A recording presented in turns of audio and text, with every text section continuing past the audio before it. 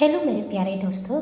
यह कहानी रंजिशे इश्क भाग अंतिम है। उम्मीद करती हूँ कि आपको मेरी कहानी पसंद आ रही होगी। चलिए हम इस कहानी में आगे बढ़ते हैं। मृत्युंजय के आलीशान केबिन में तनाव इस कदर था कि हवा भी भारी लग रही थी। त्रिशा, रणविजय जी, सौर, वीर, अगस्त और कुणाल सबके चेहरे पर हार का डर साफ दिख रहा था। फाइलें बिखरी हुई थी और कानून की हर दलील नाकाम साबित हो रही थी। त्रिशा बेचैनी से बोली, मृत्युंजय समझो, कानून भावनाओं पर नहीं चलता। हमारे पास ऐसा एक भी कागज़ नहीं है जो यह साबित कर सके कि वह मैजिक फार्मूला तुम्हारे पिता ने नहीं बल्कि किसी और ने चुराया था। पृथ्वी रघुवंशी के वकील हमें चारों तरफ से घेर चुके हैं।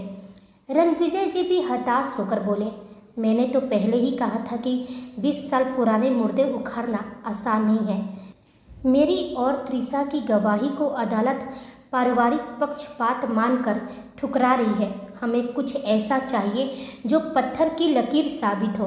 मृत्युंजय इन सब बातों से बेखबर लग रहा था। वह अपनी कुर्सी पर आराम से बैठा था। उंगलियों में फंसा सिगार सुलग रहा था। उसके चेहरे पर ना सिकन थी ना डर। वह बस धुएं के छल्लों को देख रहा था, जैसे उन छल्लों में उसे अपनी जीत का रास्ता दिख रहा हो। तभी शौर्य हैरानी से बोला, मृत्युंजय तुम इतने शांत कैसे रह सकते हो? अगली तारीख लास्ट हियरिंग है। अगर उस दिन हमने कुछ नहीं किया तो कोर्ट ये केस हमेशा के लिए बंद कर देगा और हम पूरी दुनिया के सामने झूठे साबित होंगे। मृत्युंजय ने सिगार का एक लंबा कस लिया और अपनी गहरी ठंडी आवाज़ में बोला, ऐसी आवाज़ जो हड्डियों तक सिहरन पैदा कर दे। वह बोला, लास्ट हियरिंग की तैयारी कीजिए। सबूत वक्त पर अदालत की मेज पर होंगे, ये मेरा वादा है। ये कहकर वह बिना किसी सवाल का जवाब दिए भारी कदमों से केबिन के बाहर निकल गया। उसके पीछे अगस्त भी चला गया, पर मृत्युंजय की पीठ आज एक ऐसी चट्टान की तरह लग रही थी जिसे हिलाना नामुमकिन था। केबिन में पीछे छूटे लोगों के बीच कानाफूसी शुरू हो गई। कुणाल ने कहा, आखिर एमजे के पास ऐसा क्या है जो वो इतने बेपरवाह है? वीर ने गहरी सांस ली और कहा, जो भी है वो कभी बिना तैयारी के मैदान में नहीं उतरता। हमें बस उस आखिरी हियरिंग तक का इंतजार करना होगा। रनावत मेंशन की दहलीज पर कई दिनों बाद मृत्युंजय के कदम पड़े थे।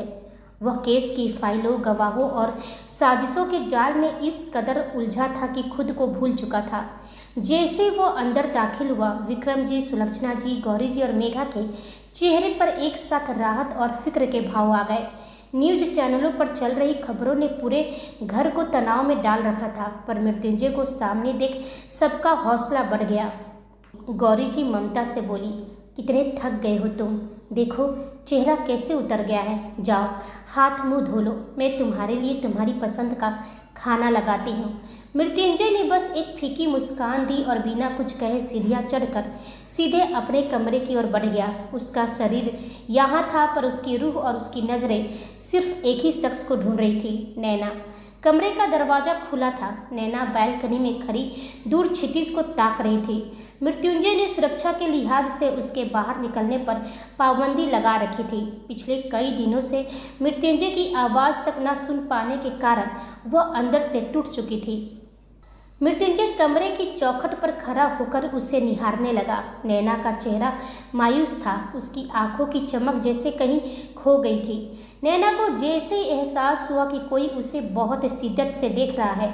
उसने झटके से पीछे मुड़कर देखा। सामने मृत्युंजय को खड़ा देख उसके दिल की धड़कन एक पल के लिए रुक गई। उसके आंखों में आंसू उतर आए। वह भराई आवाज़ में बोली, आप आ गए? कितने दिन हो गए मिस्टर रनावत, आज आपको फुर्सत मिली? क्या आप मुझे भूल गए थे? क्या आपको मेरी एक बार भी याद नहीं आई? नैना एक साथ ढेरों सवाल और शिकायतें कर रही थी। उसकी आवाज़ काँप रही थी। मृत्युंजय ने कुछ नहीं कहा, बस 2 कदम आगे बढ़कर उसे अपनी मजबूत बाहों में पूरी तरह समेट लिया। उसने अपना चेहरा नैना के बालों में छिपा लिया, जैसे वह उसकी खुशबू से अपनी सारी थकान मिटा रहा हो। नैना उसके सीने से लगकर फुट फुट कर रोने लगी। उसकी सिसकियाँ उस कमरे के सन्नाटे को चिर रही थी। वह उसके कंधे पर हाथ मारकर अपनी शिकायतें कर रही थी, पर साथ ही उसे और भी कसकर पकड़ रखी थी, जैसे डर रही हो कि वह फिर कहीं गायब ना हो जाए।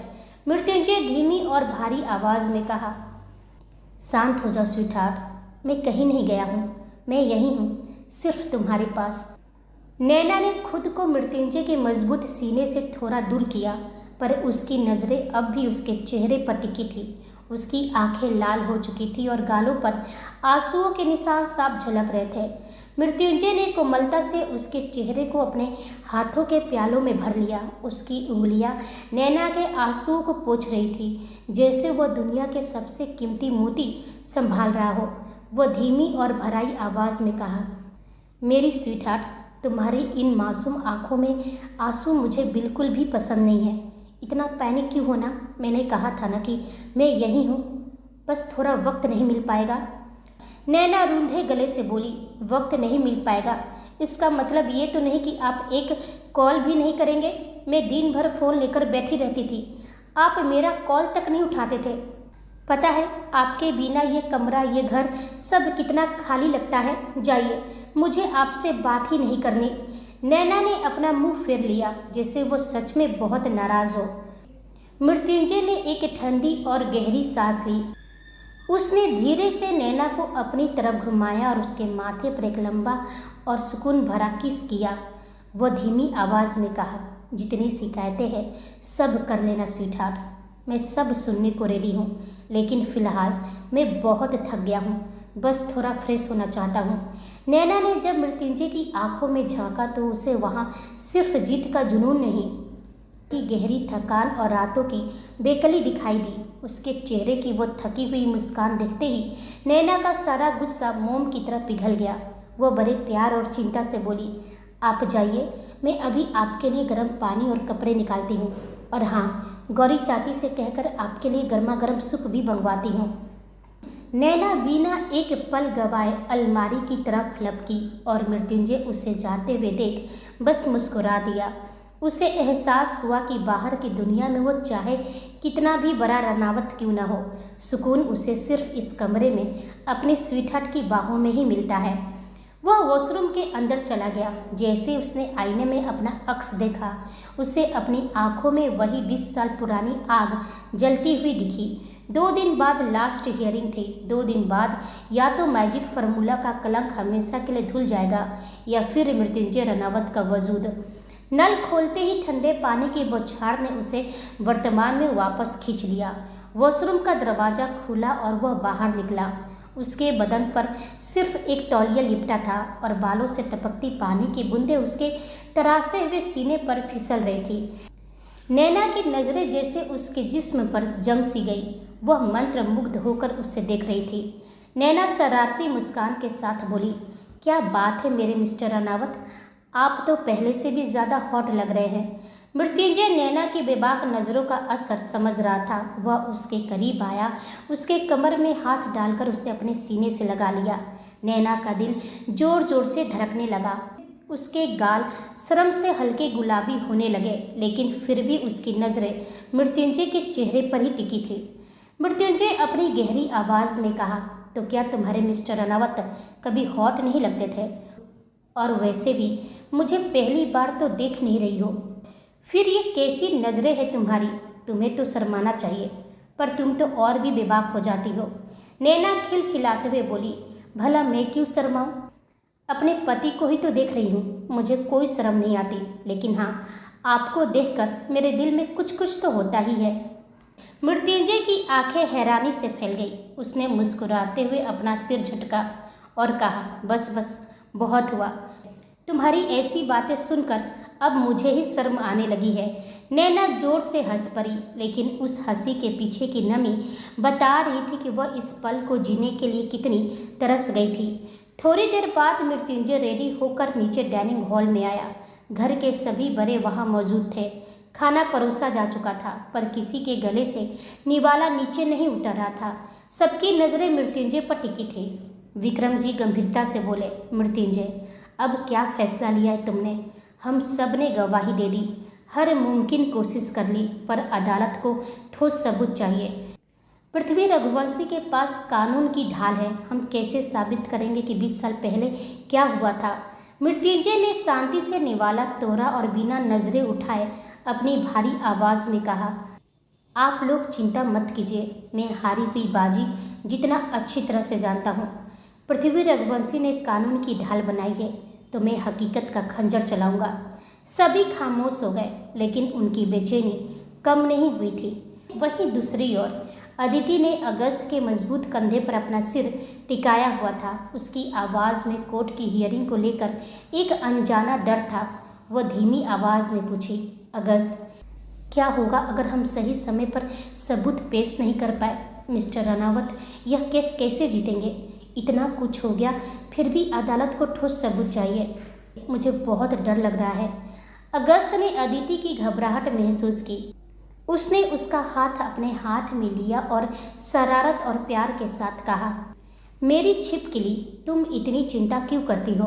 एमजे और मैं है ना, हम सब संभाल लेंगे। फिलहाल मैं इतने दिनों बाद तुम्हारे पास आया हूँ, तो तुम्हें सिर्फ मुझ पर ध्यान देना चाहिए, ना कि कोर्ट की फाइलों पर। अदिति के चेहरे पर अगस्त की छिपकली वाली बात सुनकर एक प्यारी सी मुस्कान आ गई। अगस्त की आंखें मदहोश होने लगी थी। उसने अपनी उंगली अदिति के कोमल गालों पर फेरी, जिससे अदिति के पूरे शरीर में एक सिहरन दौड़ गई। उसने शर्म से अपनी पलकें झुका ली। अगस्त रूहानी आवाज में कहा, जितना शर्माना है आज शर्मा लो, क्योंकि एक दिन यह सारा शर्माना तुम्हें छोड़ना होगा और मेरी बाहों में हमेशा के लिए सिमटना होगा। उसकी आवाज़ में एक ऐसी खिंचाव थी कि अदिति ने झट से उसे अपने सीने से लगा लिया। अगस्त ने धीरे से उसे खुद से अलग किया, उसकी आंखों में झांका और फिर कोमलता से अपने होठ उसके होठों पर रख दिए। दुनिया का सारा शोर थम गया और दोनों एक दूसरे के प्यार में डूब गए। वहीं रनावत मेंशन कमरे की मध्यम रोशनी में सन्नाटा था, पर दो दिलों की धड़कनें साफ सुनी जा सकती थी। मृत्युंजय के चौड़े सीने पर सिर टिकाए नैना को सदियों बाद वो सुकून मिल रहा था जिसकी वो प्यासी थी। मृत्युंजय की उंगलियां धीरे धीरे उसके रेशमी बालों में उलझ रही थी, पर उसकी आंखों में कल आने वाले तूफान की परछाई थी। तभी नैना धीमे से बोली, आप इतने शांत क्यों हैं? कुछ तो बोलिए मिस्टर रनावत। मृत्युंजय गहरी आवाज में कहा, क्या सुनना चाहती हो तुम? नैना ने अपना सिर उठाकर सीधे उसकी आंखों में झांका और कहा, प्यार। आपसे तो सिर्फ प्यार की बातें सुनना पसंद है मुझे। मृत्युंजय के चेहरे पर एक प्यारी मुस्कान आई और कहा, सो जाओ स्वीटहार्ट, कल सुबह बहुत जल्दी निकलना है। नैना जिद के साथ बोली, बिल्कुल भी नहीं, इतने दिनों बाद आप मेरे पास आए हैं और आप सोने के लिए कह रहे हैं। मुझे आपसे ढेर सारी बातें करनी है। मृत्युंजय नैना के इशारे को बखूबी समझ रहा था, पर वह उसे चिढ़ाने का कोई मौका नहीं छोड़ना चाहता था। वह थोड़ा सख्त आवाज में कहा, मुझे सच में नहीं मालूम तुम्हारे दिमाग में क्या चल रहा है, तो चलो सोते हैं। Good night. नैना की आंखों में एक चमक और होठों पर एक कांपती हुई मुस्कान आई। उसने मृत्युंजय का हाथ थाम लिया और थोड़ी शर्माते हुए बोली, तो सुनिए, मैं चाहती हूँ कि आज रात आप मुझे बेइंतहा प्यार करें। मैं आपको महसूस करना चाहती हूँ। यह सुनते ही एक पल के लिए मृत्युंजय की नज़रें उस पर ही ठिठक गई। फिर अगले ही पल उसके चेहरे पर एक गहरी मुस्कान आई, जैसे कि वह नैना के मुंह से यही सुनना चाह रहा था। उसने झटके से नैना को अपनी ओर खींचा। नैना एक पल में उसकी फौलादी बाहों में जाकर सिमट गई। मृत्युंजय ने सबसे पहले नैना के माथे को चूमा, फिर उसके चेहरे को बड़े प्यार से अपने हाथों के प्यालों में भरा और धीरे से अपने होठ उसके होठ पर रख दिए। वह एक ऐसा लम्हा था जहां वक्त ठहर गया। उस एक किस में मृत्युंजय ने अपनी जिंदगी की सारी खुशियाँ, अपना सारा दर्द और अपना सारा प्यार उड़ेल दिया। नैना ने उसकी सट को मुट्ठी में कसकर भींच लिया, जैसे वह इस पल को हमेशा के लिए अपने अंदर कैद कर लेना चाहती हो। धीरे धीरे उनके प्यार की मदहोशी हवा में गूंजने लगी थी। अंडरग्राउंड बेसमेंट, जहां सन्नाटा इतना गहरा था कि घड़ी की टिक टिक भी हथौड़े की तरह सुनाई दे रही थी। मृत्युंजय, अगस्त और विक्टर वहां खड़े किसी के आने का इंतजार कर रहे थे। तभी अंधेरे को चिरती हुई एक परछाई सामने आई। चेहरे पर वही रहस्यमय ड्रैगन मास्क और आंखों में समंदर जैसी गहराई। किंग की एंट्री हो चुकी थी। वह जाकर सीधे अपने चेयर पर बैठा। मृत्युंजय थोड़ी सख्त आवाज में बोला, मुझे अर्जुन रघुवंशी चाहिए था किंग, लेकिन आप खाली हाथ आए हैं। आपने वादा किया था कि आखिरी मुलाकात में मैजिक फार्मूला का सच और वो दरिंदा दोनों मेरे सामने होंगे। वेदांश के चेहरे पर मास्क के पीछे एक तिरछी मुस्कान उभरी। वह बोला, किंग अपने वादे का पक्का है। सूरज अपनी दिशा बदल सकता है, लेकिन किंग अपनी जबान से नहीं मुकर सकता। उसने हवा में एक चुटकी बजाई। अगले ही पल भारी जूतों की आवाज गूंजी और दो नकाबपोश बॉडीगार्ड्स एक अधमरे इंसान को घसीटते हुए लाए। वो अर्जुन रघुवंशी था। अर्जुन को देखते ही मृत्युंजय की आंखें खून की तरह लाल हो गई। 20 साल पुराना वो मंजर उसकी आंखों के सामने बिजली की तरह कौंध गया। उसकी मुट्ठियां इतनी कस गई थी कि उंगलियों की पोरों से खून उतर आया था। विक्टर और अगस्त के चेहरे पर भी नफरत की आग थी। अर्जुन ने जैसे ही नजर उठाकर सामने मृत्युंजय को देखा, उसकी रूह कांप गई। किंग के आदमियों ने उसकी खाल उधेड़ दी थी, पर वह जानता था कि किंग उसे जान से नहीं मारेगा। लेकिन सामने खड़े मृत्युंजय की आंखों में उसे अपनी मौत साफ दिख रही थी। किंग ने एक गहरी सांस ली और सस्पेंस से पर्दा उठाया। वह बोला, एमजे, तुम्हारा मुजरिम तुम्हारे सामने है। अब इसके साथ जो करना है करो। और रही बात उस फार्मूले की, तो सच ये है कि इस अर्जुन रघुवंशी ने वो फार्मूला मेरे एक पुराने दुश्मन को बेचा था, जिसका नाम मलिक था। मृत्युंजय की भवें तन गई। किंग ने अपनी बात जारी रखी। वह बोला, मलिक उस फार्मूले के स्ट्रक्चर को बदलकर उसे एक वायरस का रूप देना चाहता था। वह उस वायरस से पूरी माफिया दुनिया को खत्म करके खुद इकलौता किंग बनना चाहता था। लेकिन अब ना वह जिंदा है और ना ही उसके पिल्ले। किंग ने इशारे से शिव को बुलाया। शिव ने एक सीलबंद लिफाफा मृत्युंजय की तरफ बढ़ा दिया। किंग ने कहा, ये लो, इसमें वो सारे सबूत और दस्तावेज है जो कोर्ट में तुम्हारे डैड को बेगुनाह साबित कर देंगे। इसमें फार्मूले का ओरिजिनल स्ट्रक्चर भी है। लेकिन जैसे ही किंग ने लेकिन कहा, मृत्युंजय ने तुरंत पूछा, लेकिन क्या किंग? किंग ने गहरी सांस ली और बोला, वैभव मलिक का नाजायज बेटा था। उसने इस फार्मूले का गलत इस्तेमाल करने की कोशिश की थी। आखिरी बार यह फार्मूला उसी के पास था। वैभव पहाड़ से गिर गया, उसकी बॉडी नहीं मिली, लेकिन मुझे यकीन है कि वो फार्मूला नष्ट हो गया होगा। किंग की आवाज़ अचानक गंभीर हो गई और कहा, मगर माफिया वर्ल्ड में कुछ भी हो सकता है। हो सकता है कि उसकी कोई कॉपी या डुप्लीकेट अभी भी कहीं जिंदा हो। फिलहाल उसे डिटेक्ट करना नामुमकिन है, पर तुम्हारे डैड की बेगुनाही के लिए यह फाइल काफ़ी है। मृत्युंजय ने उस फाइल को अपने हाथ में लिया। 20 साल का दर्द, रातों की बेकली और अपने पिता पर लगे कलंक को धोने का जरिया आज उसके हाथ में था। उसकी आंखों में नमी उतर आई, जिससे वो बार बार झटक रहा था। वेदांश अपनी गहरी नज़रों से उसे ही देख रहा था। वह देख पा रहा था कि दुनिया के लिए जो पत्थर दिल रनावत है, उसके पीछे आज भी वही 8 साल का बच्चा खड़ा है जो 20 साल से इंसाफ के लिए तड़प रहा था। मृत्युंजय भारी आवाज़ में कहा, thank you so much king. आपने मुझे वो दिया है जिसे मैं शब्दों में बयान नहीं कर सकता। लेकिन वादा रहा मृत्युंजय रनावत का, आपके लिए अपनी जान भी देने से पीछे नहीं हटेगा। वेदांश ने कहा, जानता हूँ। फिलहाल अपने पिता को बेगुनाह साबित करो और अपनी बहन माही को इंसाफ दिलाओ। मेरी और तुम्हारी कहानी की मुलाकात यहीं तक थी। इस कहानी में मेरा किरदार अब खत्म हुआ, लेकिन मेरी अपनी एक नई कहानी शुरू होने वाली है, जहां किंग अब अपने दुश्मनों पर कहर बनकर बरसेगा। और वादा है, तुम्हारे पिता का मैजिक फार्मूला को मैं माफिया वर्ल्ड से ढूंढ निकालूंगा। मृत्युंजय के चेहरे पर एक रहस्यमयी मुस्कान आई। उसने वेदांश की आंखों में झांका और कहा, जानता हूँ किंग, मुझे आपकी हर एक बात पर पूरा यकीन है, लेकिन क्या मैं आपसे एक चीज़ मांगूं? मैं आपका चेहरा देखना चाहता हूँ। यह सुनते ही बेसमेंट में सन्नाटा पसर गया। अगस्त और विक्टर हैरान रह गए। वेदांश का चेहरा भी गंभीर हो गया। उसने एक इशारा किया और अगस्त, विक्टर और बाकी के बॉडीगार्ड्स को बाहर जाने को कहा। अब बेसमेंट पूरी तरह खाली था। वहाँ पर सिर्फ वेदांश और मृत्युंजय ही थे। वेदांश ने धीरे से अपना ड्रैगन मास्क उतारा। जैसे ही चेहरा सामने आया, मृत्युंजय की आंखें फटी की फटी रह गई। उसके मुंह से बस इतना ही निकला, मिस्टर वेदांश राठौर, एशिया के सबसे बड़े बिजनेस टाइकून, दुनिया के बिजनेस मार्केट पर राज करने वाले आप ही किंग हैं।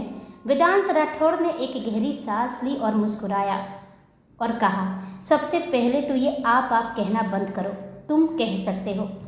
हाँ, मैं वर्ल्ड का बिजनेस टाइकून हूँ, लेकिन तुम एशिया के हो। Nice to meet you mister Mrityunjay Ranawat. मेरे अतीत के पीछे बहुत सारी कहानियाँ हैं, किसी दिन फुर्सत मिली तो ज़रूर सुनाऊंगा। फिलहाल मेरी एक और कहानी शुरू होने वाली है, जहाँ तुम्हें बहुत मजा आएगा। मन्नत एक जुनून। मृत्युंजय ने गर्मजोशी से हाथ मिलाया। उसे एहसास हो गया था कि यह अंत नहीं बल्कि एक नई शुरुआत है।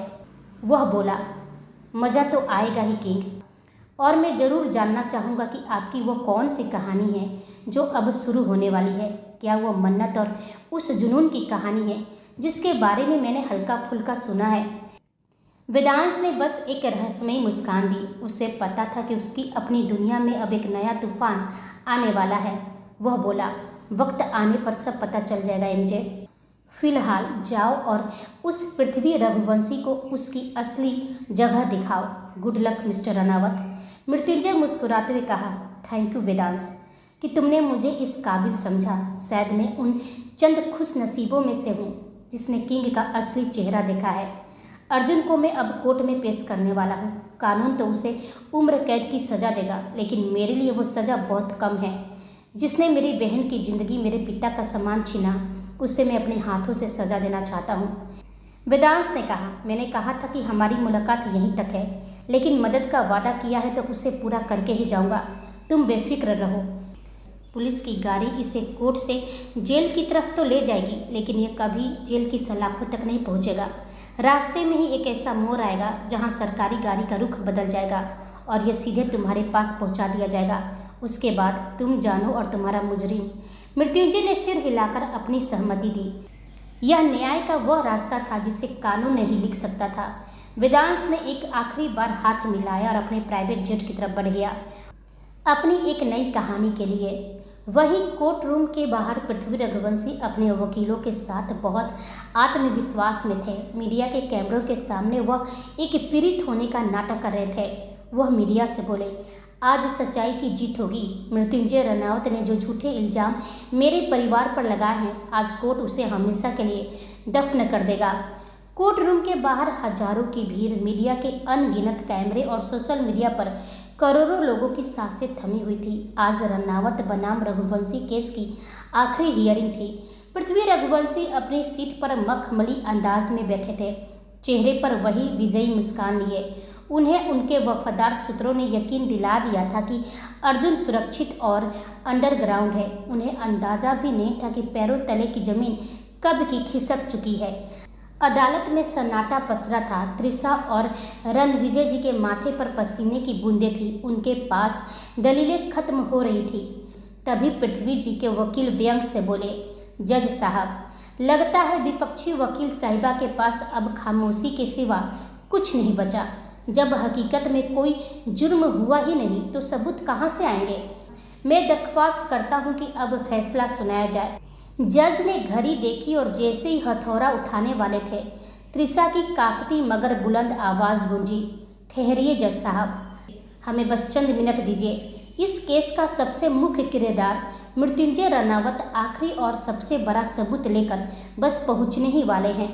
अभी कोर्ट में कानाफूसी शुरू हुई ही थी कि अचानक कोर्ट के भारी दरवाजे एक जोरदार धमाके के साथ खुले। पूरा हॉल जैसे दहल गया। मृत्युंजय रानावत ने अंदर कदम रखा। उसकी आंखों में वो चमक थी जो किसी की भी रूह कपा दे, लेकिन आज वो अकेला नहीं था। उसका एक हाथ में नैना का हाथ था। मृत्युंजय आज नैना को पूरी शान के साथ अपनी जीत का गवाह बनाने लाया था। अब उसे न पृथ्वी जी का डर था और न ही किसी छुप कर वार करने वाले दुश्मन का, क्योंकि आज वो अपनी ताकत और अपनी मोहब्बत दोनों के साथ खड़ा था। पृथ्वी रघुवंशी की मुस्कान पल भर में गायब हो गई। मृत्युंजय के आत्मविश्वास ने उनके अंदर एक अनजाना खौफ भर दिया था। वह कटघरे के करीब पहुंचा और उसकी आवाज़ पूरे कोर्ट रूम में बिजली की तरह गूंजी। मृत्युंजय गरजते हुए कहा, इंतजार खत्म हुआ जज साहब। आज 20 साल पुराना वो सच अपनी कब्र फाड़ कर आपके सामने खड़ा है। उसके इशारे पर 2 लंबे चौड़े नकाबपोश गार्ड्स अंदर दाखिल हुए। उनके बीच में एक शख्स था जिसके चेहरे पर काला नकाब था और वह जंजीरों से नहीं बल्कि अपने ही गुनाहों के बोझ से जकड़ा हुआ लग रहा था। जैसे ही मृत्युंजय ने उस शख्स के चेहरे से नकाब हटाया, पूरे कोर्ट रूम में सन्नाटा इतना गहरा हो गया कि घड़ी की टिक टिक भी हथौड़े जैसी लग रही थी। पृथ्वी रघुवंशी अपनी कुर्सी से ऐसे उछले जैसे उन्हें बिजली का झटका लगा हो। अर्जुन रघुवंशी का चेहरा देखते ही रणविजय जी, मीरा जी और त्रिशा की आंखों में ऐसा खौफ उतरा जैसे उन्होंने किसी मरे हुए इंसान को जिंदा देख लिया हो। रघुवंशी परिवार का हर सदस्य जड़ हो चुका था। पृथ्वी रघुवंशी, जो अब तक अहंकार के सिंहासन पर बैठे थे, उनके हाथ से उनकी छड़ी छूटकर फर्श पर गिर गई। उनके चेहरे की रंगत उड़ चुकी थी और माथे पर ठंडे पसीने की बूंदें चमकने लगी थी। जज और बाकी लोग हैरान थे कि आखिर यह शख्स कौन है जिसका साया भी रघुवंशी खानदान को कपा रहा है। वहीं नैना के चेहरे पर कोई सिकन नहीं था, क्योंकि वह इस सच को तो पहले से ही जानती थी। मृत्युंजय के चेहरे पर एक जानलेवा और तिरछी मुस्कान आई। वह बहुत ही धीमे और सधे हुए कदमों से पृथ्वी रघुवंशी के करीब पहुंचा। पूरे कोर्ट रूम की नजरें उन दोनों पर टिकी थी। मृत्युंजय बेहद शांत और गहरी आवाज में कहा, क्या बात है पृथ्वी रघुवंशी, तुम्हारे चेहरे पर तो मौत जैसी सफेदी छा गई है। अफसोस, अब यह सफेदी और यह नाटक किसी काम नहीं आएगा।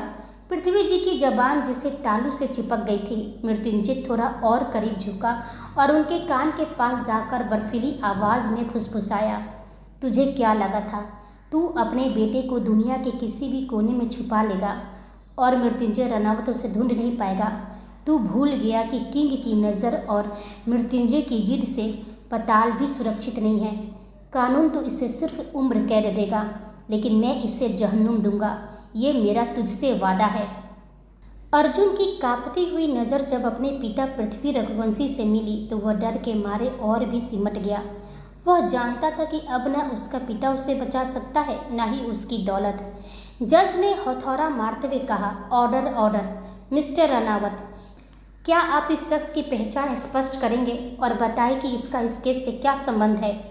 मृत्युंजय गर्व के साथ पीछे हटा और कहा, जज साहब, यह है अर्जुन रघुवंशी, वह शख्स जिसे 20 साल पहले मरा हुआ घोषित कर दिया गया था ताकि इसके गुनाह और मैजिक फार्मूला का सच हमेशा के लिए दफन हो जाए।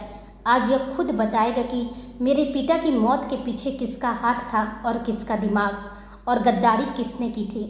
पृथ्वी रघुवंशी के वकील अब पसीने पसीने हो रहे थे, क्योंकि जब मरा हुआ इंसान खुद सामने खड़ा हो तो दलीलों का क्या ही मतलब। मृत्युंजय ने वो सारे सबूत पेश किए जो वेदांश ने उसे दिए थे। अपनी आंखों में जीत की चमक लिए त्रिशा एक बार फिर अपने पुराने वकील वाले अवतार में आ गई। अपने भाई अर्जुन को देखकर उसके अंदर एक टिस तो उठी, लेकिन उसे गुस्सा और दर्द भी बहुत हुआ। लेकिन आज वह टूटने वाली नहीं थी। आज वो पृथ्वी रघुवंशी के झूठ की धज्जियां उड़ाने के लिए रेडी थी।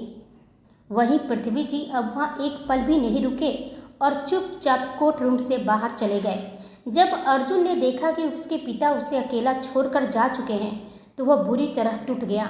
उसे आखिरी उम्मीद थी कि शायद उसके पिता उसे बचा लेंगे, पर जब उसने मृत्युंजय की खूंखार आंखों में देखा तो वह डर से कांप गया।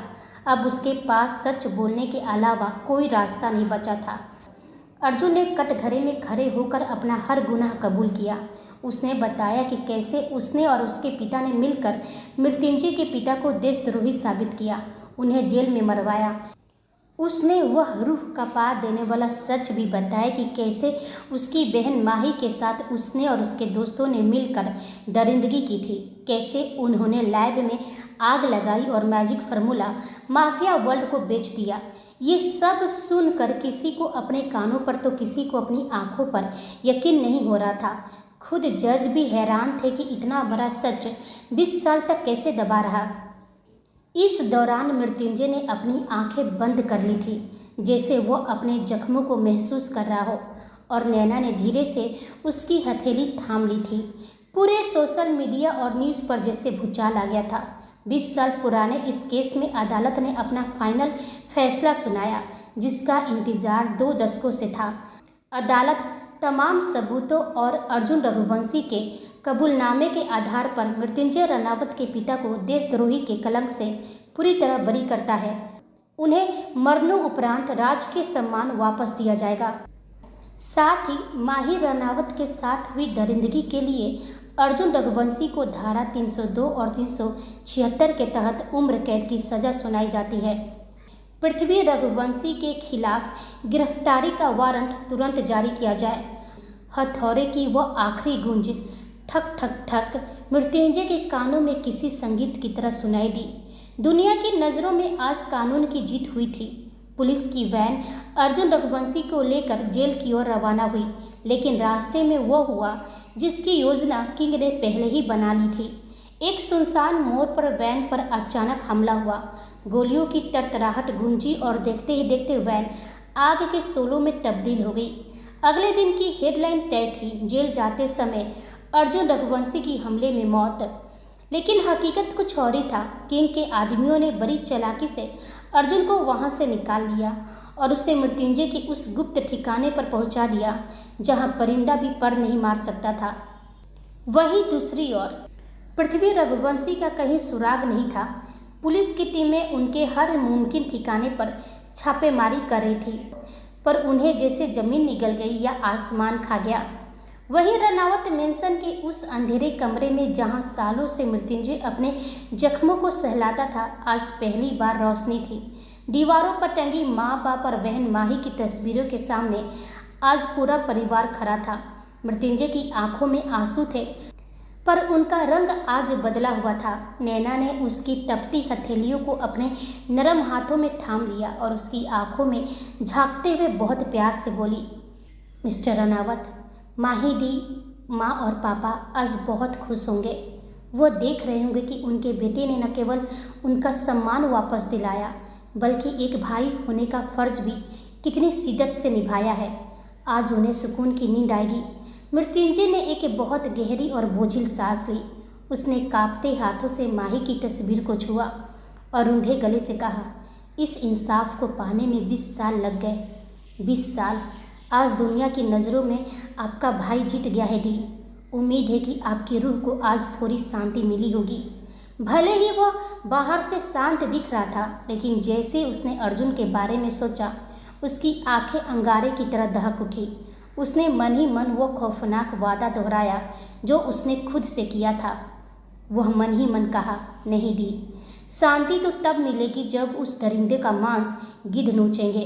दुनिया को लगता है कि अर्जुन मर गया, पर वह मेरे नर्क में जिंदा है। मैं उसे रोज तरपा तरपा कर मारूंगा। उसकी हर चीख जो उस रात आपके हलक में दब गई थी, आज वो मुझे सुकून देगी। मैं उसे इतनी आसानी से मरने नहीं दूंगा। कुछ दिन बाद रनावत मेंशन की दीवारों पर अभिजीत की मुस्कान पूरी तरह उतरी भी नहीं थी कि नैना के मोबाइल की रिंगटोन गूंजी।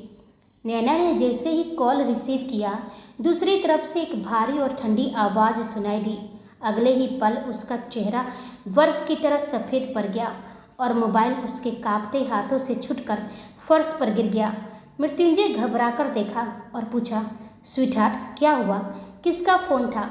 नैना कुछ बोल नहीं पा रही थी। उसकी फटी फटी आंखें सिर्फ खौफ बयान कर रही थी। मृत्युंजय ने बिना देर किए उस नंबर को ट्रैक किया और अगस्त, वीर और अपनी पूरी टीम के साथ उस गुप्त ठिकाने की ओर रवाना हुआ जिसका जिक्र फोन पर किया गया था। जैसे ही मृत्युंजय ने उस खंडहर नुमा गोदाम का दरवाज़ा लात मार कर खोला, अंदर का नज़ारा देखकर सबकी रूह कांप गई। नैना की चीख गले में ही दब गई और मृत्युंजय की मुठ्ठियाँ भिज गई। सामने कुर्सियों पर त्रिशा रघुवंशी, रणविजय जी और मीरा जी को लोहे की जंजीरों से बुरी तरह जकड़ा गया था।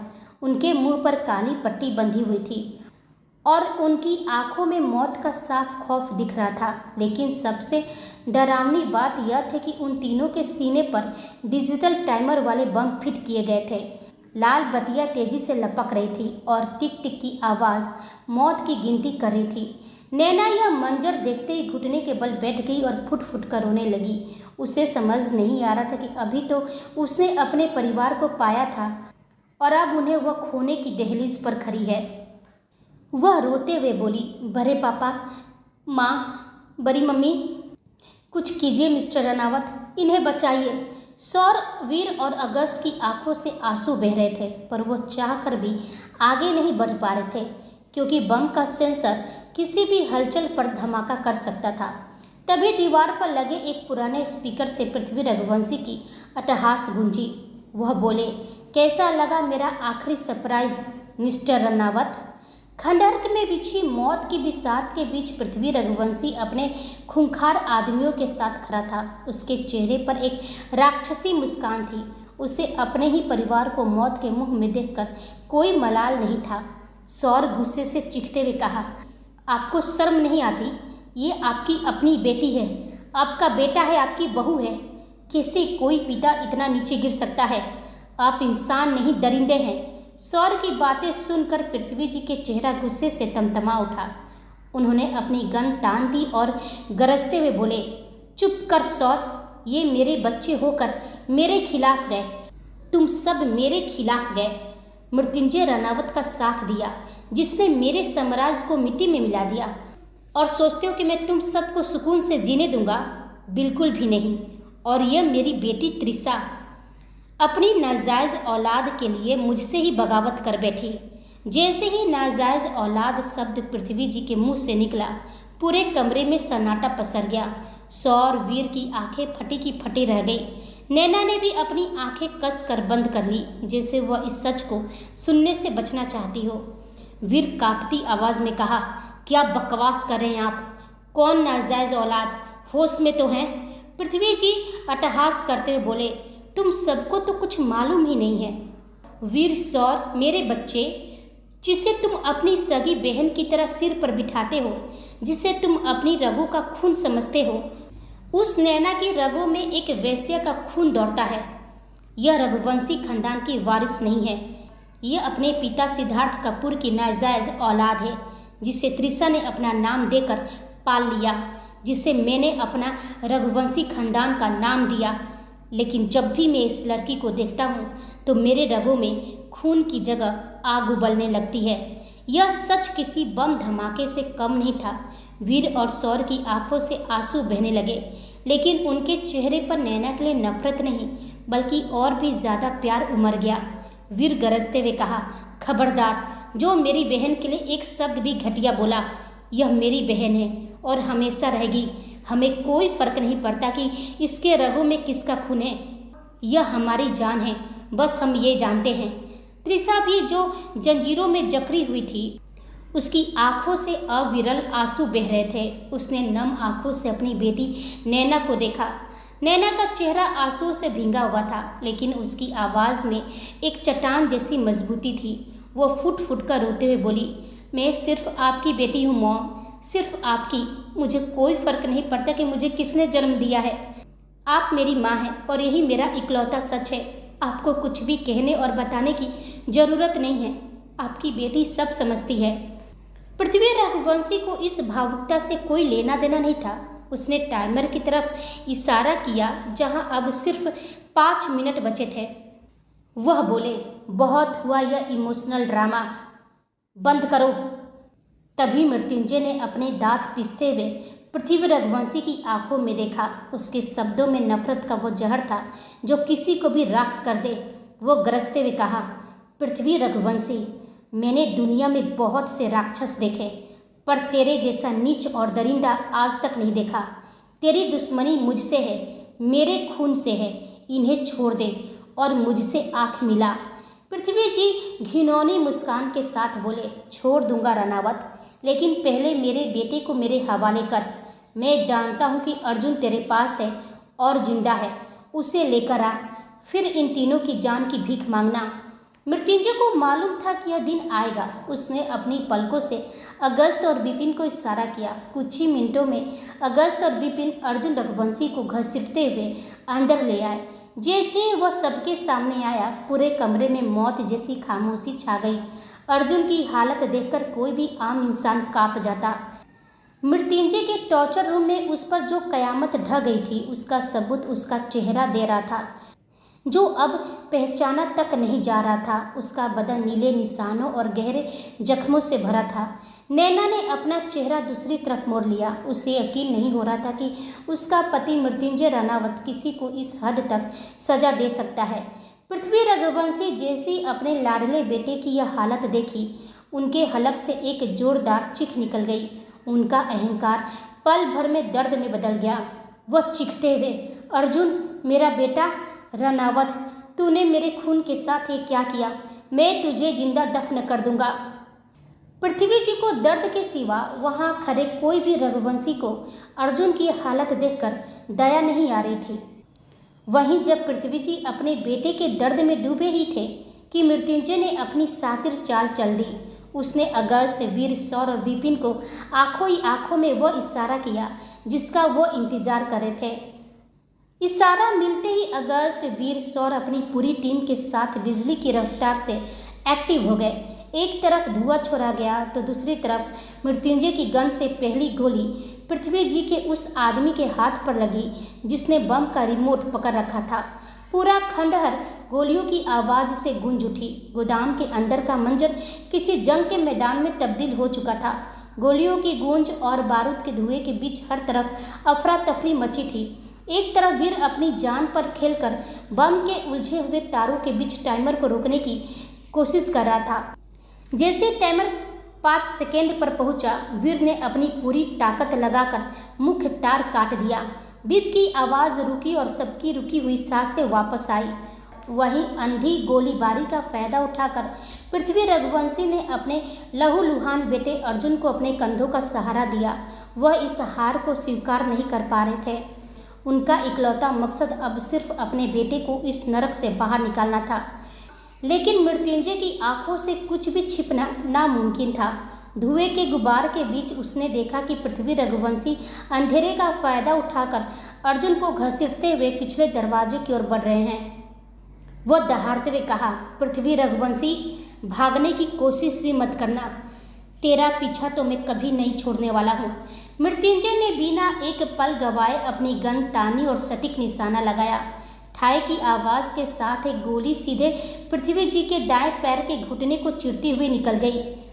वह एक दर्दनाक चीख के साथ फर्श पर औंधे मुंह गिरे। उनका वो घमंड जो उन्हें 20 साल से झुकने नहीं दे रहा था, आज मिट्टी में मिल चुका था। उनके हाथों से अर्जुन की पकड़ छूट गई और अधमरा अर्जुन एक बेजान लाश की तरह फर्श पर जा गिरा। मृत्युंजय अपनी भारी चाल के साथ उनके करीब पहुंचा। उनकी परछाई पृथ्वी जी के ऊपर काल की तरह मंडरा रही थी। वह बर्फीले आवाज़ में कहा, क्या हुआ पृथ्वी रघुवंशी? आज तेरी छड़ी कहाँ है?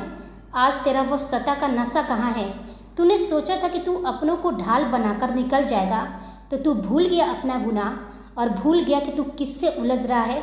मैं मृत्युंजय रनावत हूँ, जो तेरी हर गुनाह का सजा अपने हाथों से देगा। पृथ्वी जी ने उसकी आंखों में देखा। उसकी आंखों में दया का एक कतरा भी नहीं था। मृत्युंजय ने भारी आवाज़ में कहा, तुझे इतनी आसान मौत नहीं दूंगा पृथ्वी रघुवंशी। तुझे मारना मेरा इरादा कभी था ही नहीं। तू तो जेल की उन अंधेरी सलाखों के पीछे सड़ेगा, जहां हर दिन तुझे अपना टूटता हुआ घमंड और धूल में मिलती सता याद आएगी। लेकिन तेरा यह बेटा, इसकी हालत तो मैं पहले से भी बदतर कर चुका हूँ और अब इसे मैं आज़ाद करूँगा इस दुनिया से। तभी पृथ्वी जी कराहते हुए अपने जख्मी पैर को पकड़ा और घिसटते हुए खड़ा होने की नाकाम कोशिश की। वह गिड़गिड़ाते हुए बोले, मार दे हमें रनावत, हमें ख़त्म कर दे, पर मेरे बेटे को और मत तड़पा। उसके किए की सज़ा उसे मिल चुकी है, देख उसकी हालत। मृत्युंजय एक ठंडी और डरावनी हंसी हंसा। उसने अपनी बंदूक की नली सीधे अर्जुन के सीने पर टिका दी। अर्जुन की फटी फटी आंखों में मौत का साफ खौफ तैर रहा था। मृत्युंजय दहाड़ते हुए कहा, सजा अभी शुरू हुई है अर्जुन रघुवंशी। अपनी इन आंखों में इस खौफ को महसूस कर, याद कर 20 साल पहले का वो पल। ऐसा ही खौफ मेरी बहन माही की आंखों में था जब उसने तेरे सामने हाथ जोड़े थे, याद है तुझे? जैसे ही मृत्युंजय ने माही का नाम लिया, अर्जुन के दिमाग में वो काली रात कौंध गई। उसे याद आया कैसे माही गिड़गिड़ा रही थी, उसे अपने रिश्ते का वास्ता दे रही थी, लेकिन उसने और उसके दरिंदे दोस्तों ने उसकी एक न सुनी। वह वहसीपन याद करते ही अर्जुन का वजूद कांप उठा। मृत्युंजय ने कहा, आज तेरी रूह कांप रही है। मेरी बहन तो उस रात 1000 बार मरी थी। एक जोरदार धमाका हुआ और मृत्युंजय की गोली अर्जुन के सीने को चिरती हुई पार निकल गई। अर्जुन का शरीर एक झटके के साथ शांत हुआ। अपने बेटे को अपनी आंखों के सामने दम तोड़ते देख पृथ्वी रघुवंशी के अंदर का दानव मर गया। वह फर्श पर गिरकर पागलों की तरह विलाप करने लगे। उनका साम्राज्य, उनका वारिस, उनका घमंड, सब कुछ राख हो चुका था। कुछ ही पलों में पुलिस का सायरन गूंजा। वीर सौर अगस्त ने पुलिस टीम को अंदर आने का रास्ता दिया। इंस्पेक्टर ने पृथ्वी रघुवंशी की कलाइयों में हथकड़ी डाली और उन्हें घसीटते हुए ले जाने लगे। मृत्युंजय ने अपनी गन नीचे की और गहरी सांस ली। नैना दौड़कर उसके पास आई और उसके सीने से लग गई। मृत्युंजय ने भी उसे अपनी बाहों में भर लिया। वहीं रघुवंशी परिवार की आंखों में आंसू थे। आज अपने ही दादा, अपने ही पिता का सता मिटते देख उन्हें बहुत ही तकलीफ हो रही थी, लेकिन होनी को कौन रोक सकता था। 20 साल का इंतजार, वो नफरत, वो प्रतिशोध, सब कुछ कल उस एक गोली के साथ खत्म हो गया था। लेकिन आज मृत्युंजय के सामने एक ऐसी दीवार खड़ी थी जिसे वो अपनी ताकत से नहीं गिरा सकता था। उसके हाथ में उसके मैरिज कॉन्ट्रैक्ट के पेपर थे जिनकी मियाद आज पूरी हो रही थी। कमरे के सन्नाटे में मृत्युंजय उन कागजों को देख रहा था। क्या ये सिर्फ कागज थे या उसकी और नैना की उस रूहानी दास्तान का आखिरी पाना? नीचे हॉल का नज़ारा किसी विदाई जैसा था। नैना त्रिशा की गोद में सिर रखे सिसक रही थी। उसके आंसू रुकने का नाम नहीं ले रहे थे। वहीं त्रिशा नैना के सिर को सहलाते हुए बोली, शांत हो जाओ मेरी बच्ची। मृत्युंजय इतना पत्थर दिल नहीं कि वह तुझे खुद से दूर कर दे। अगस्त, सौर, अदिति, नैरा, कुणाल की आंखों में नमी थी। पूरे परिवार को डर था कि मृत्युंजय अपने उस पुराने उसूल पर अड़ गया तो इस घर की रौनक हमेशा के लिए चली जाएगी। वीर से अपनी बहन की यह हालत देखी नहीं गई। उसकी मुठ्ठियाँ गुस्से और बेबसी से भिज गई। उसे समझ नहीं आ रहा था कि एक तरफ नैना का घर टूट रहा है तो दूसरी तरफ उसकी अपनी जिंदगी का फैसला अधर में लटका है। वह जानता था कि वो मोना से बेइंतहा प्यार करता है, लेकिन मोना की खामोशी वीर को अंदर ही अंदर खाए जा रही थी। मोना को वीर की भावनाओं का अंदाजा था, लेकिन उसने कभी अपने दिल के दरवाजे नहीं खोले थे। वीर बिना किसी को कुछ बताए मेंशन से निकला और सीधे उस पुराने ठिकाने पर जा पहुंचा जहां मोना अपने पिता विक्टर के साथ ठहरी हुई थी। वहीं विक्टर ने मोना के कंधे पर हाथ रखा। उसकी आंखों में अपनी बेटी के लिए फिक्र थी। आखिर तुमने क्या फैसला किया है मोना? मैं फिर से कह रहा हूँ, एक बार सोच लो।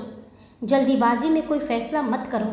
मोना ने एक लंबी और भारी सांस ली। उसकी नज़रें शून्य में कहीं टिकी थी। उसने कहा, इसमें सोचना क्या है डैड? सब कुछ तो पहले से तय था, इसलिए मेरा फैसला नहीं बदलने वाला है। विक्टर ने एक गहरी सांस ली और कमरे से बाहर निकल गया। जैसे वो बाहर गया, वीर किसी जलते हुए शोले की तरह कमरे के अंदर दाखिल हुआ।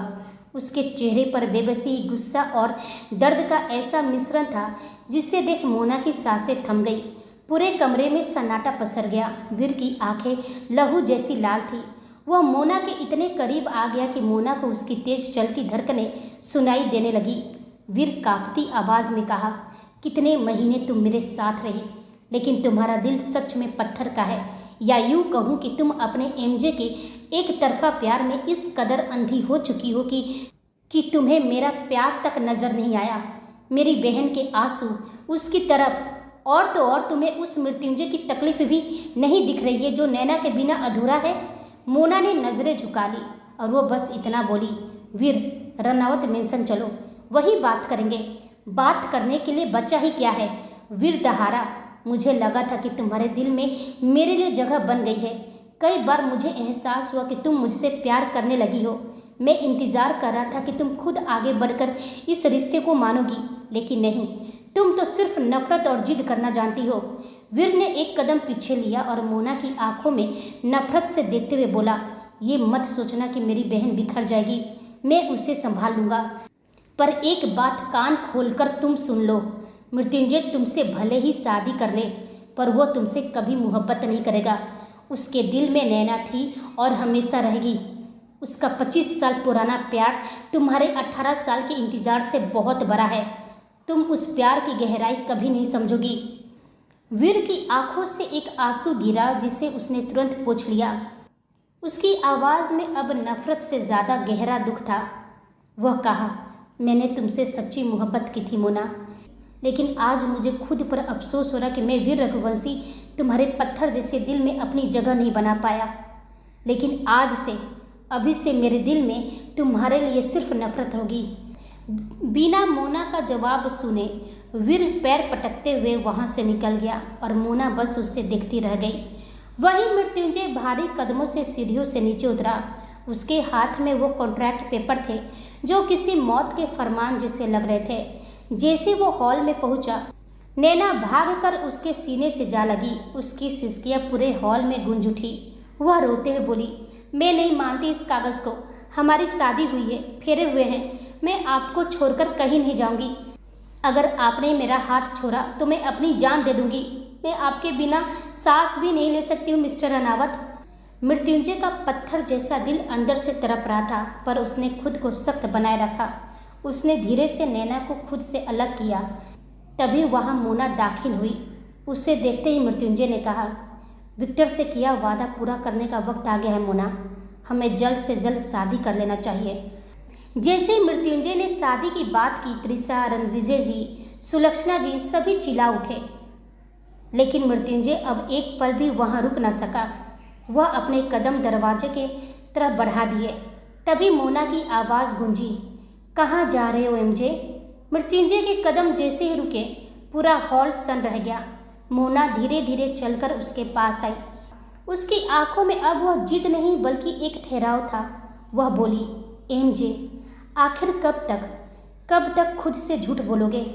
तुम नैना से बेइंतहा प्यार करते हो, फिर क्यों उस पुराने वादे की बेड़ियों में अपनी खुशियों का गला घोट रहे हो? मैं मानती हूँ कि मेरा दिल तुम्हारे लिए धड़कता है, लेकिन मैं उस दिल का क्या करूँगी जिसमें किसी और की जान बसती है? जो प्यार दूसरे की ज़िंदगी तबाह कर दे वो प्यार नहीं, पागलपन है, और मैं अब इस पागलपन को और नहीं झेल सकती।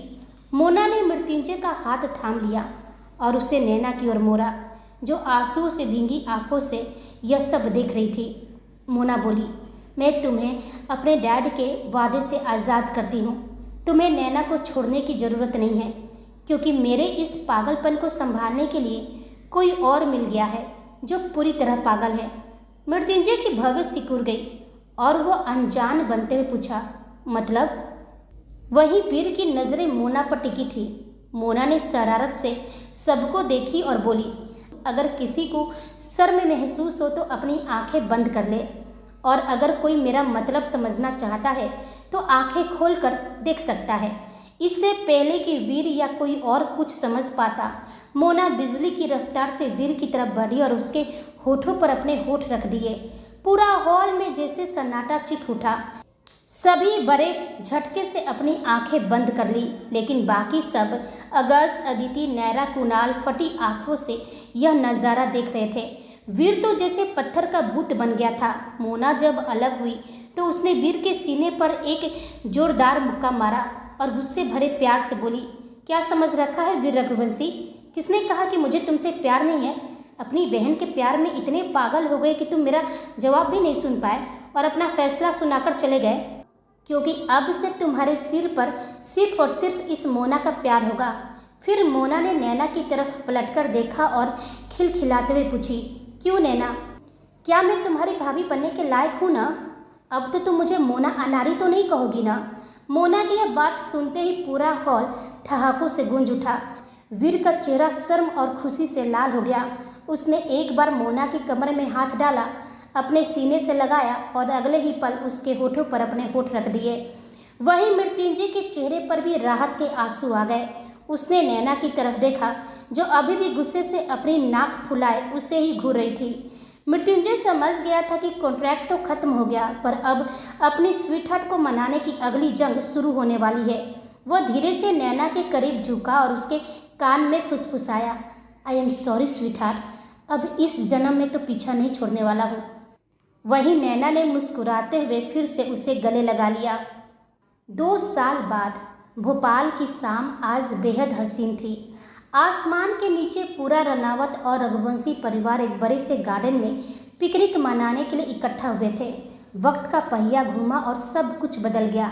रंजिशें खत्म हुई और उनकी जगह रिश्तों की नई कोंपलें ने ले ली। गार्डन में बच्चों की किलकिलारियां गूंज रही थी। नैना की गोद में उसकी नन्हा सा 1 साल का बेटा खेल रहा था, जिसके चेहरे पर बिल्कुल मृत्युंजय जैसी सादगी थी। पास ही अगस्त और अदिति की बेटी और कुणाल नैरा का बेटा आपस में खिलौने के लिए लड़ रहे थे। वीर और मोना की नन्ही परी और सौर और काव्या के जुड़वा बच्चे तितलियों के पीछे भाग रहे थे।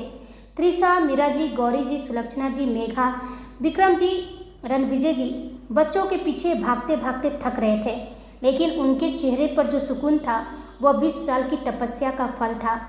मृत्युंजय और अगस्त दूर एक बेंच पर बैठे इस खूबसूरत मंजर को निहार रहे थे। अगस्त ने एक गहरी सांस ली और अपनी और मृत्युंजय की बेटे की तरफ इशारा करते हुए शरारत से बोला, एमजे, फाइनली हम सब एक हो गए। वैसे मैं सोच रहा हूँ कि तुम्हारा बेटा और मेरी बेटी का रिश्ता कैसा रहेगा? क्या ख्याल है, दोस्ती को रिश्तेदारी में बदल दे? मृत्युंजय ठहाका मारकर हंसा और बोला, कहना क्या चाहता है? अभी से बच्चों के भविष्य के फैसले? अगस्त ने कहा, क्यों नहीं, अगर हो जाए तो बुराई क्या है? मृत्युंजय मुस्कुराते हुए कहा, बच्चों पर कोई जबरदस्ती नहीं अगस्त, अगर बड़े होकर वो चाहे तो मुझे कोई एतराज़ नहीं। फिर अगस्त कुछ सोचकर, जैसे अचानक उसे कोई पुरानी यादें याद आ गई हो, वह बोला, लेकिन मानना पड़ेगा एमजे, तेरा दिमाग बहुत तेज चलता है। मृत्युंजय ने अपनी भव्य सिकोरी और अगस्त की आंखों में देखते हुए धीरे से पूछा, मतलब तू कहना क्या चाहता है? अगस्त के चेहरे पर एक मुस्कान आई और कहा, मुझे अच्छी तरह याद है वो दिन जब तूने मुझे अकेले में बुलाया था और कहा था कि तुम चाहते हो कि मोना को किसी और से प्यार हो जाए ताकि तुम अपने वादे से मुक्त हो सको। मृत्युंजय ने अपनी नज़रें नैना पर टिका दी, जो अपने बेटे को क्रॉलिंग करते देख खिलखिला रही थी। वह गहरी आवाज़ में कहा, वादा चाहे 1 हो या लाख, मैं अपनी स्वीटहार्ट को कभी नहीं छोड़ने वाला था, लेकिन मैं चाहता था कि मोना खुद मुझे उस वादे से आज़ाद करे। इसलिए तो मैंने तुमसे कहा था कि कोई ऐसा प्लान बनाओ कि मोना के दिल में किसी और के लिए प्यार बस जाए।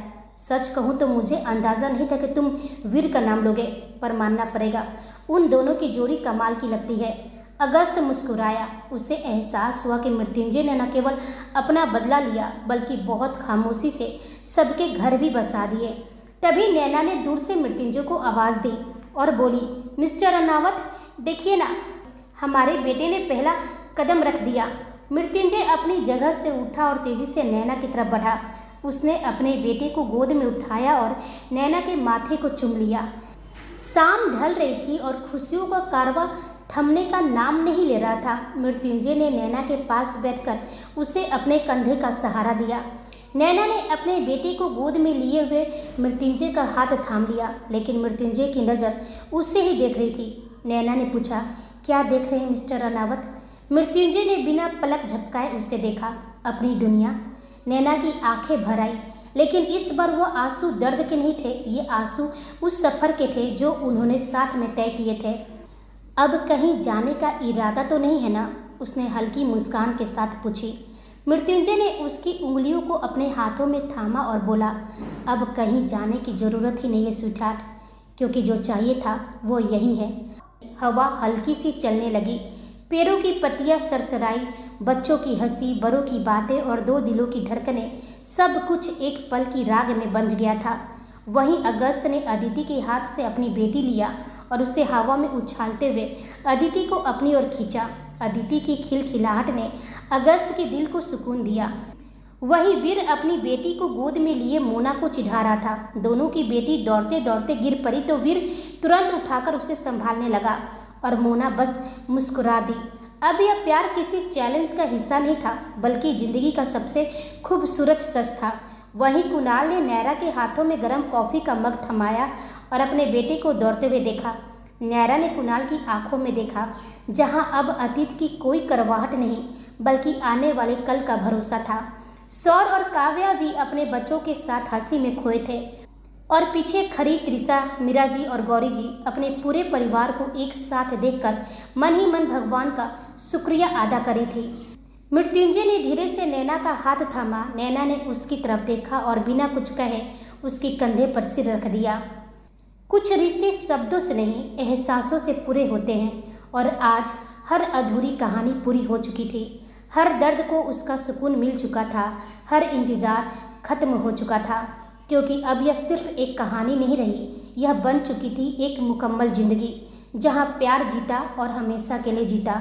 तो दोस्तों, रंजिशे इश्क का यह आखिरी एपिसोड था। मुझे पता है कि आज इस कहानी को पढ़ते हुए आपकी आंखें भी नम होगी और मेरा दिल भी भारी है।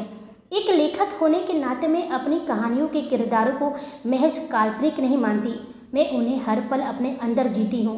मृत्युंजय की जिद, नैना का निस्वार्थ प्रेम, अगस्त अदिति की टकरार, आज इन सब से विदा लेते हुए ऐसा लग रहा है जैसे अपने ही परिवार का कोई हिस्सा पीछे छूट रहा है। मैं यह सोचकर भावुक हूँ कि अब हर रोज़ आपको इन किरदारों के नए मोड़ों से रूबरू कराने का सिलसिला थम जाएगा। लेकिन जैसा कहा जाता है, हर अंत एक नई शुरुआत है। आप इस कहानी के किस मोड़ या किस जोड़ी को सबसे ज़्यादा मिस करेंगे? क्या मृत्युंजय का अंदाज आपके दिल में रहेगा या नैना की बेबाक अंदाज? कमेंट बॉक्स में अपनी यादें मेरे साथ ज़रूर साझा कीजिएगा, क्योंकि आपकी प्रतिक्रिया ही मेरी सबसे बड़ी ताकत है। पर दुखी मत होइए, आपकी भारी डिमांड पर मैं बहुत जल्द आपकी नई कहानी मन्नत एक जुनून लेकर आ रही हूँ। किंग का वह जुनून जो मन्नत बनकर बरसेगा। उम्मीद है कि जितना प्यार और आशीर्वाद आपने इस कहानी को दिया, उतना ही आप मेरी अगली रचना को भी देंगे। आज भारी मन से पर ढेरों सुनहरी यादों के साथ मैं रंजिशे इश्क के इन पात्रों से विदा लेती हूँ। हमेशा प्यार और आशीर्वाद बनाए रखें, आपकी अपनी लेखिका।